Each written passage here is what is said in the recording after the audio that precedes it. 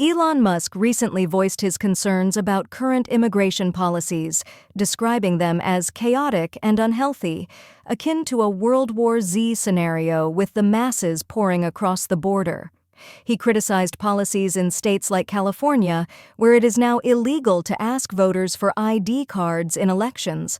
Musk and others argue that such laws undermine the integrity of elections, pointing out that they enable voter fraud as IDs are still required for activities such as purchasing alcohol or firearms, but are not required to vote.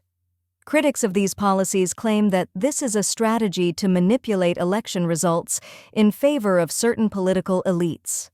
Musk's comments come amid discussions about mass immigration in Western countries, where countries such as the US, Germany, and the UK have seen an increase in the number of migrants in recent years. Former President Donald Trump has also warned that this influx of immigrants is a deliberate ploy to destabilize American society by increasing crime and drug trafficking. He argued that other countries are deliberately bringing criminals into the U.S. to reduce crime within their borders. Observers attribute these events to a broader agenda aimed at changing the demographics of the West. Naomi Wolf, a critic of globalization, argues that this influx risks eroding basic values in Western democracies. In Europe, this has fueled the rise of far-right parties, which, unlike mainstream parties, tackle the immigration crisis head-on.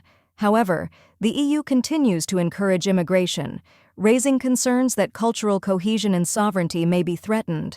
This perceived strategy, both in the US and Europe, is fueling rising nationalist and patriotic sentiments as people become concerned about the preservation of their culture and democratic institutions.